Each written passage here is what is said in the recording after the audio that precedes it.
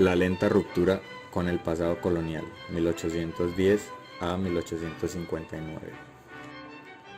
El desarrollo económico de Colombia después de 1810 osciló entre dos modelos, el que luchaba por reconstruir los fundamentos coloniales de la economía nacional y el que aspiraba a una ruptura con las múltiples trabas que se oponían al desarrollo del modelo.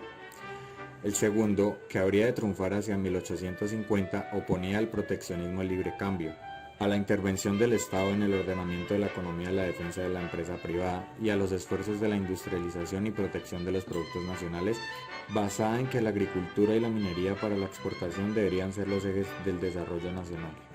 Los áfidos que surgieron en 1820 mostraron los esfuerzos por reorientar la economía hacia uno u otro modelo. Los gobiernos posteriores a 1830 lograron sostener el patrón de desarrollo sobre parámetros de origen colonial. Se dieron los primeros pasos tendientes a reorientar la economía colombiana sobre fundamentos liberales. La población. Hasta 1810, la población de la actual Colombia habría sido estratificada por castas: negros, indios, libres de todos los colores y blancos. Entre los blancos y los mestizos, grupos dominantes de la sociedad colonial, existían matices que hacían muy difícil homogeneizar sus intereses. Sin embargo, el desarrollo político de finales del siglo XVII los había llevado a establecer sistemas de alianzas, allí donde era más importante su unión en torno a la ideología de lo criollo. La agricultura.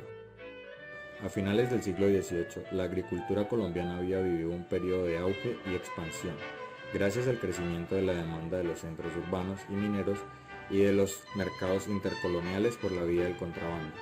Sin embargo, la expansión de otras economías coloniales había generado competencias comerciales que hicieron entrar en contradicción los intereses de los empresarios agrícolas con las políticas del sistema colonial. La ilusión de una independencia que habría de adecuar las quejas de estos empresarios a sus expectativas endémicas fue un acicate que movilizó sus sentimientos de solidaridad con la causa republicana. Pero el proceso de independencia, que no pudo ser pacífico, no violento, dio al traste con muchos de los anhelos de los empresarios vinculados tanto a la agricultura y a la ganadería, como a otras actividades de la economía neogranadina. La independencia, al convertirse en una guerra civil, luego en una guerra nacional contra la reconquista y, finalmente, en una guerra de liberación, arruinó vidas y bienes de importantes empresarios y sectores de la economía colonial durante los años que siguieron a 1810. Destrucción de la hacienda por la guerra. La independencia, que asumió un carácter de guerra civil en los primeros afios de su declaratoria, desató entre la sociedad instintos de revancha, defensa y venganza para lograr sus objetivos. Los sectores dirigentes no vacilaron en invitar a las castas a solidarizarse con su causa, sin prever que éstas podrían ejercer su propio derecho a la retaliación, movidas por un mayor resentimiento al haber sido víctimas durante siglos de maltrato, opresiones e injusticias. Así, la guerra fue envolviendo en su loca carrera a cuanto hombre, mujer y niño fue encontrando a su paso, que se afiliaron a banderas reivindicatorias tachonadas de promesas de igualdad, justicia y libertad. La hacienda colonial en la primera mitad del siglo XIX. Es indudable que muchas de las haciendas entraron en decadencia, ya sea porque sus dueños tuvieron que dejar definitivamente el país o porque estaban ubicadas en aquellas regiones donde la guerra fue permanente. Otras lograron defenderse del conflicto o lo superaron manteniendo su vocación productiva hasta el bien avanzado el siglo XIX. Así, algunas de las viejas familias coloniales se proyectaron sobre el siglo XIX como legítimos herederos de sus viejos sistemas de organización económica, mientras que otras tierras fueron adquiridas por modernos comerciantes deseosos de convertirlas en renovadas unidades de producción. Paralelamente, el Estado promovió la ocupación de tierras nuevas, aprovechando tierras públicas inexplotadas, medida que de todas formas pretendía resolver en forma marginal la demanda de los nuevos sectores de trabajadores liberados por la guerra. La frontera agraria. Desde la colonia, el Estado habría entregado a grandes empresarios extensiones ilimitadas de tierras baldías para su uso y colonización. El Estado republicano continuó con esta práctica después de 1820, llevado por el criterio de que tal política abría las perspectivas de nuevos recursos económicos. La novedad en la entrega de baldíos durante el periodo anterior a 1850 radica en el intento de integrar la política de adjudicación de tierras con la inmigración de extranjeros a Colombia, para generar nuevas posibilidades de desarrollo agrícola. La creación de la Campaña Nacional de Colonización de Colombia, entre otras, refleja hasta cierto punto los objetivos de quienes buscaron asociarse con empresas extranjeras,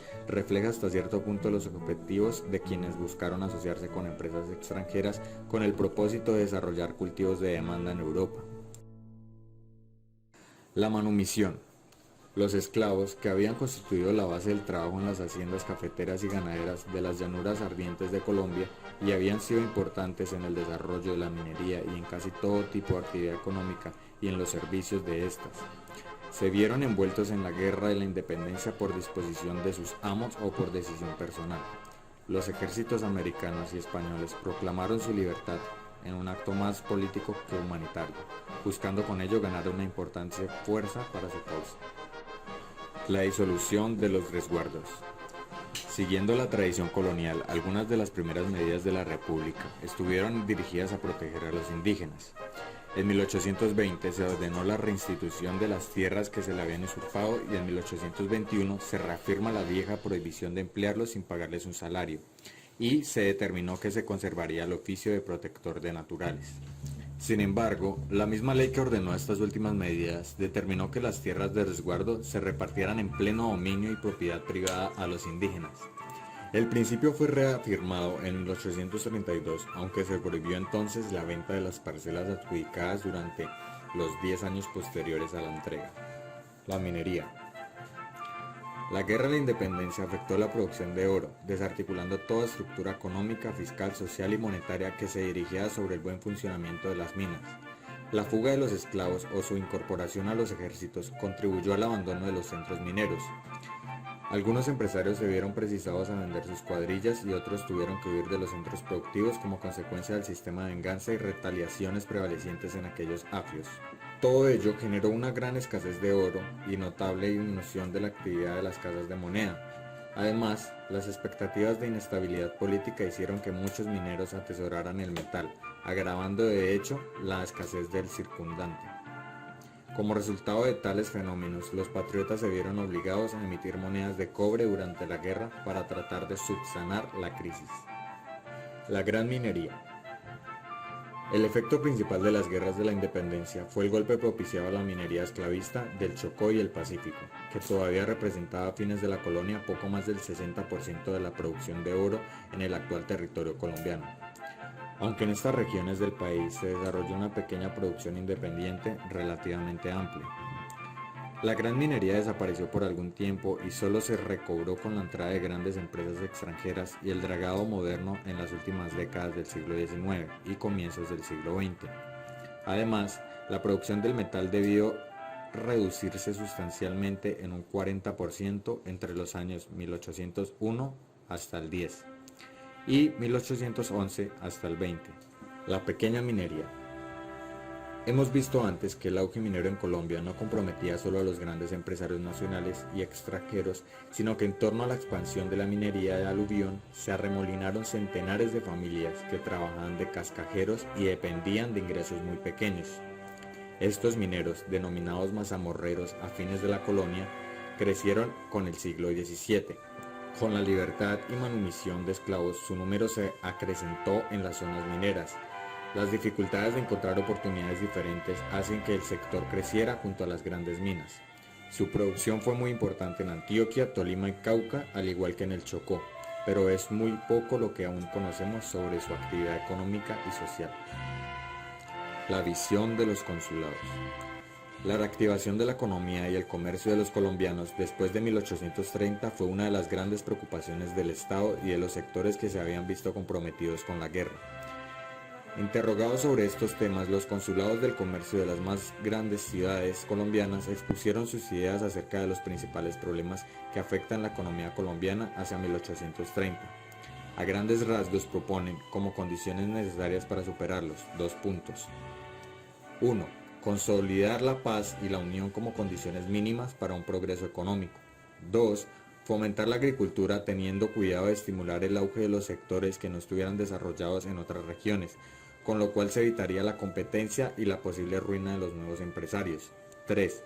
Impulsar el cultivo del tabaco como producto básico de exportación. Para lograr este, era necesario suprimir el estanco y permitir el libre cultivo. Las vicisitudes del modelo liberal. Abarca 1858 hasta 1899. La población y el medio geográfico.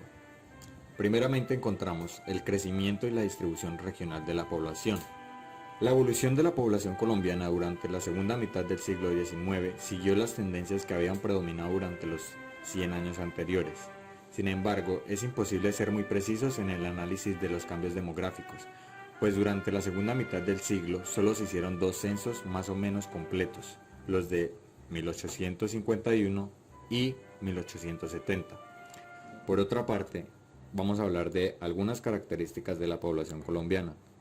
La población colombiana de la segunda mitad del siglo XIX era eminentemente rural, lo que corresponde a una estructura económica en la cual la actividad principal era la agricultura. La ciudad más grande, Bogotá, pese de unos 30.000 habitantes a mediados del siglo a quizás 100.000 a finales de este.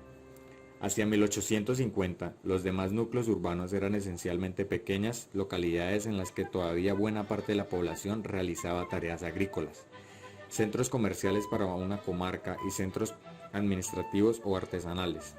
No hay indicios de que entre 1850 y 1870 estuviera en marcha un proceso amplio de urbanización. Sin embargo, el auge comercial, impulsado por la creciente vinculación al mercado mundial, fue reforzando poco a poco, sobre todo a partir del año 1870, a algunas ciudades comerciales. De este modo, para finales del siglo, Bucaramanga, Cúcuta, Cartagena, Cali y Manizales habrían sobrepasado los 20.000 habitantes. Barranquilla probablemente tenga más de 30.000. Esto se ve favorecida por su gran condición de principal puerto del país. Medellín, donde comenzaban a surgir industrias incipientes y se habían expandido en el comercio gracias a la producción del café. Ya esta ciudad pasaba alrededor de los 50.000 habitantes. La expansión de la frontera agrícola y la transformación de la agricultura. Los procesos de la colonización. Uno de los procesos centrales de la historia económica del siglo XIX fue la expansión de la frontera agrícola. Una parte importante del aumento de la población se esparció hacia las vertientes y valles interandinos, con lo cual se modificó sustancialmente la distribución de los habitantes en el territorio nacional y se abrieron zonas agrícolas en áreas hasta entonces incultas. El proceso de colonización había venido adquiriendo una eficacia cada vez mayor desde finales del siglo XVIII y para mediados del siglo XIX había avanzado ya bastante la ocupación de nuevas zonas del sur de Antioquia hasta Manizales y de Santander. Entre 1870 y finales del siglo continuó la expansión de las tierras templadas de la cordillera central, Jardín, Pensilvania, Filadelfia y occidental, Urabá y Cañas Gordas. El ritmo de colonización alrededor de Cúcuta se mantuvo, así como en las planicies del San Jorge y el Sinú. En Cundinamarca, desde mediados del siglo hasta finales, avanzó la ocupación de los valles del río Bogotá y se inició la ocupación del valle de Río Negro y de las tierras del Meta y San Martín. Por una parte, decenas de miles de colonos en busca de mejores oportunidades de vida trataron de establecer una economía de pequeños productores independientes.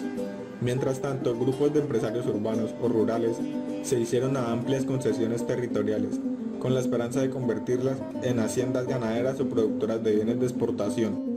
Las tierras ocupadas por los colonos fueron esencialmente baldíos.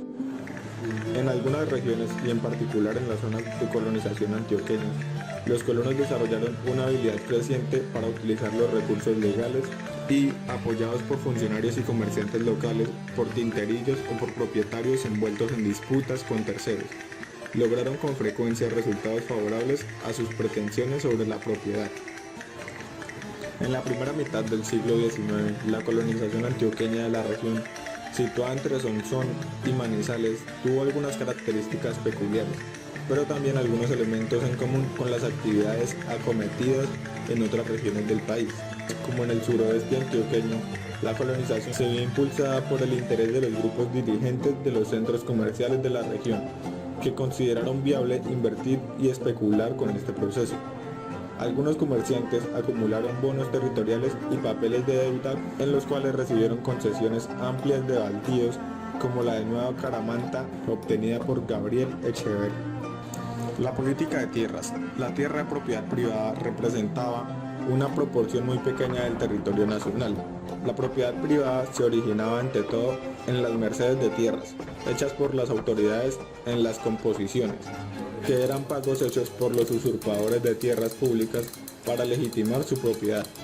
Entre la década de 1820 y finales del siglo, los dirigentes colombianos vieron en estos baldíos una inmensa riqueza que podría servir para estimular el desarrollo económico del país. Podían ofrecerse como señuelos a grupos de colonos europeos, brindarse como incentivo para la construcción de vías de comunicación y otras obras de progreso. Durante el periodo de 1820 a 1870 se puso el acento en la utilización fiscal, por el cual se emitían bonos de los baldíos, y pronto se regularizó un sistema por el cual se emitían bonos territoriales que podían redimirse por los baldíos. Los bonos se entregaban a los acreedores del Estado y podían también obtenerse a cambio de otros documentos de deuda pública. Así que, durante estos años, la mayor cantidad de tierras fue adquirida por especuladores que habían acumulado títulos de baldíos originados en documentos de deuda pública o retribuciones a los soldados de la independencia y que negociaban con elevadísimos descuentos. Las formas del trabajo rural. El resultado del amplio proceso de apertura de tierras, como ya se ha dicho, fue regionalmente muy variado. La mayor parte de la tierra quedó en manos de grandes propietarios. La mayoría de la población de las áreas de colonización se instaló en pequeñas propiedades campesinas. La actividad económica de los colonos se centraba en la producción agrícola de subsistencia. Maíz, yuca, papa y plátano fueron los productos de mayor significación, acompañados por gallinas y cerdos, que eran muy importantes en la colonización antioqueña. En las zonas de colonización recientes, como el actual departamento de Caldas, resulta notable la temprana consolidación de una economía altamente comercializada, con una elevada incidencia del crédito y con una multitud de formas empresariales y de contratos entre tenderos, agricultores, prestamistas y otros grupos. El comercio exterior. El papel estratégico del sector externo.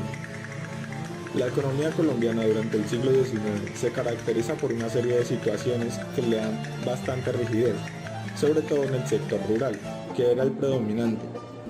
Algunas de las limitaciones tenían un origen institucional, como las que restringían la movilidad de la tierra, las manos muertas o de la mano de obra, resguardos y esclavitud, y fueron removidas por las reformas liberales de mediados del siglo. La reforma de 1861 significó una reducción fuerte de los impuestos aduaneros, mayor en el caso de los textiles y otros productos finos. La tarifa media volvió a acercarse al 25% del valor de los productos importados. Como en la década de 1850, los años siguientes presenciaron una serie de pequeñas modificaciones que reducían los derechos sobre algunos productos y los elevaban sobre otros, pero que en general tendieron a aumentar la tributación sobre las importaciones. Para 1868, la tarifa sobre los textiles era de 45 centavos el kilogramo, probablemente como resultado de las urgencias fiscales del gobierno. Luego, un intento en 1870 de disminuir las tarifas sobre los textiles de consumo masivo, comenzó un nuevo proceso de incremento de los impuestos, que recibieron un recargo del 25% en 1874 y del 33% al 40% en 1877. Para 1880, la tarifa media había llegado aproximadamente al 45%. La regeneración. Los años de 1878 a 1886 marcan un periodo de transición hacia una orientación política drásticamente diferente en el gobierno nacional. El descontento conservador con los gobiernos liberales se fue reforzando por el convencimiento de que las instituciones de 1863 no ofrecían garantías adecuadas para el progreso del país. El exceso de autonomía provincial había conducido a una permanente crisis política de los gobiernos estatales, sujetos a frecuentes variaciones y revoluciones. Además de las reformas en la tarifa aduanera, la política fiscal característica de la regeneración se empeñó en aumentar los ingresos del gobierno central, buscando nuevas fuentes rentísticas. A partir de 1886 se estableció el Impuesto Nacional de Degüello, en reemplazo de los impuestos departamentales del mismo nombre. En 1892 se determinó que la fabricación y venta de cigarrillos sería monopolio oficial, que por un tiempo se ejerció mediante contratos con fabricantes privados. El intento de crear un monopolio a los fósforos no fue exitoso y desde 1900 se decretó nuevamente la libertad de fabricación y venta de este producto. Sin embargo, la paz no trajo la recuperación fiscal del gobierno y sin moneda metálica, sin posibilidad de obtener crédito externo y con gastos elevadísimos por cubrir, decidió en febrero de 1886 determinar que la unidad monetaria del país sería el billete de 1 peso del Banco Nacional. El problema de la deuda externa. La gigantesca deuda externa heredada de la independencia y de la Gran Colombia se convirtió en una fuente continua de dificultades en la segunda mitad del siglo XIX. Generalmente, el gobierno trató de reservar algunos ingresos fiscales para garantizar el pago a los acreedores. Sin embargo, al enfrentar dificultades inesperadas, en especial aquellas asociadas a las guerras civiles, suspendía los pagos. La acumulación de intereses no pagados elevaba entonces el saldo de la deuda, por lo cual el gobierno prefería aplazar todo pago hasta buscar una nueva negociación con los acreedores. No es fácil comprender los motivos que determinaron la nueva suspensión, después que se habían pagado los valores correspondientes a los años más difíciles, como fueron los de 1875 hasta 1877, cuando el país estuvo en guerra civil. Una vez normalizada la situación de orden público después de la Guerra Civil de 1885, el gobierno intentó un nuevo acuerdo con los acreedores extranjeros y se celebró un convenio entre el ministro del Tesoro, Vicente Restrepo, y los tenedores de bonos, aprobado por el Congreso de 1890 con una serie de modificaciones que lo hicieron inaceptable para los acreedores. Los sectores productivos.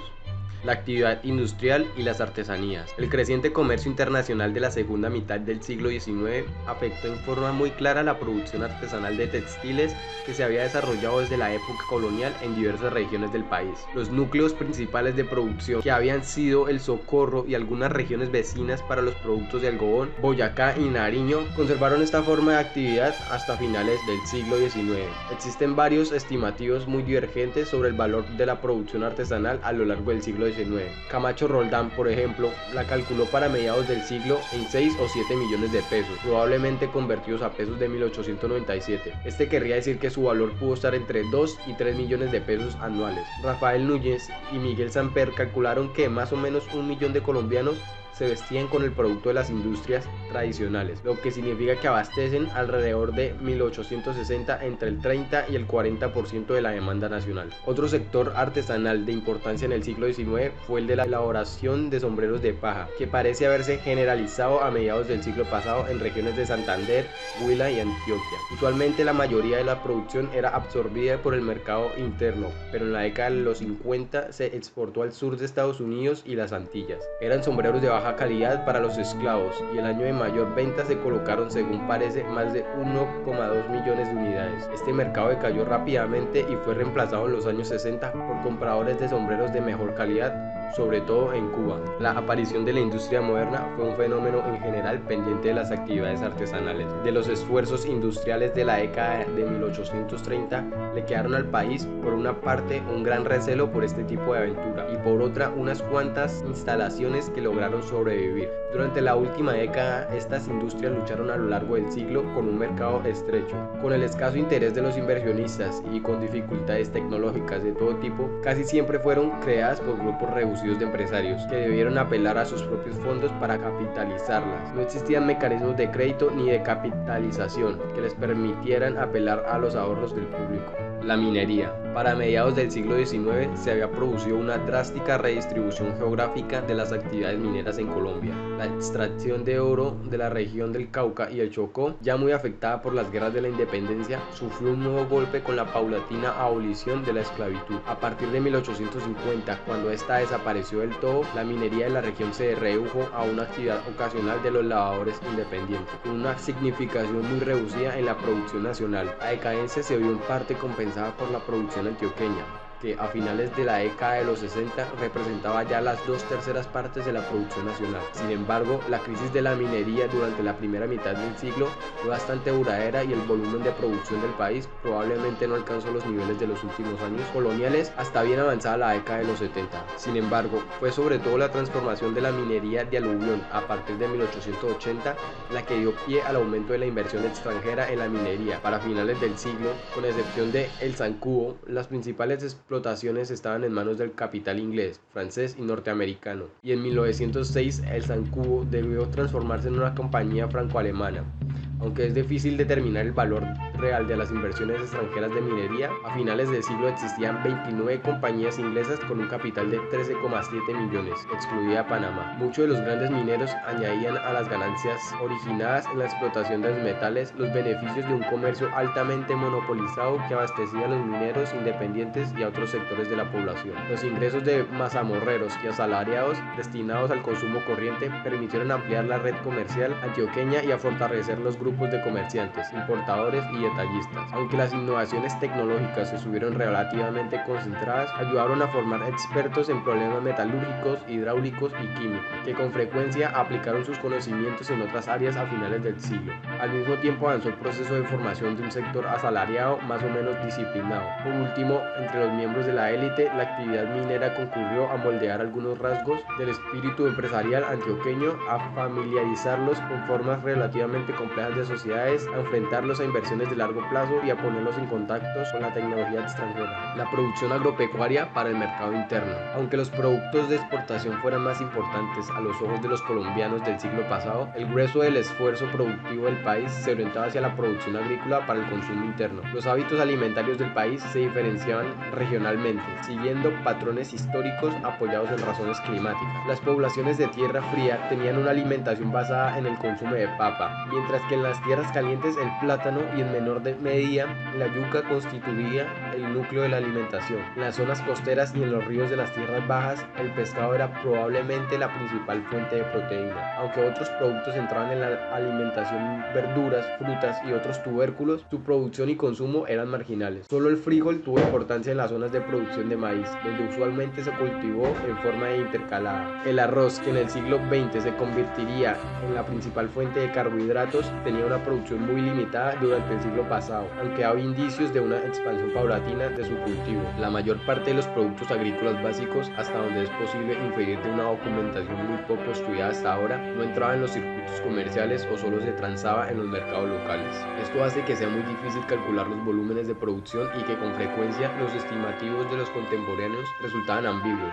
No se sabe si las cifras se refieren a la producción o a la porción que se transaba en los mercados. ¿Qué puede decirse de la evolución de los principales productos agrícolas a lo largo de la segunda mitad del siglo? Es poco lo que este aspecto se ha estudiado y por tanto la información que se tiene al respecto es vaga e imprecisa. Parece evidente que durante la segunda mitad del siglo el sector que creció más rápidamente fue el ganadero. Desde mediados del siglo se extendió la utilización de los nuevos pastos de Guinea y Pará, y buena parte de la expansión de la frontera agrícola, sobre todo las tierras que quedaron en manos de grandes propietarios, se destinó a la cría de ganados. Además de la utilización de los nuevos pastos, hubo algunos esfuerzos de mejoramiento de las razas vacunas. La introducción del alambre de púas en la década de los 70 permitió un mejor control de los potreros, y en esos mismos años comenzaron a cultivarse otros nuevos pastos, foa y gramalote imperial. El maíz tuvo un marco más dinámico. Era un cultivo de transición en las zonas de colonización. Antes de la siembra de pastos para la ganadería y los colonos, es de presumir que su cultivo se haya atendido sin modificaciones técnicas importantes al ritmo de expansión de la frontera. La caña de azúcar parece haberse desarrollado en algunas regiones durante la segunda mitad del siglo.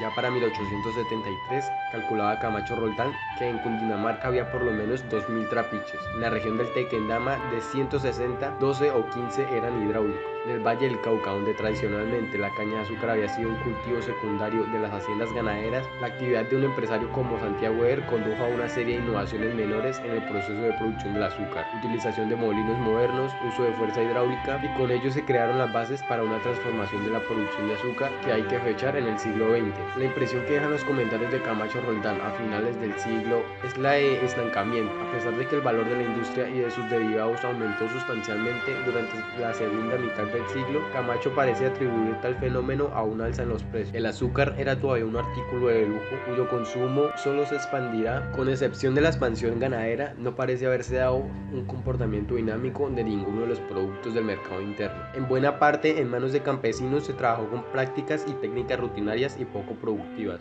Se dio preferencia a los cultivos múltiples, poco rendidores, pero seguros, antes que aventuras especulativas y esfuerzos de especialización.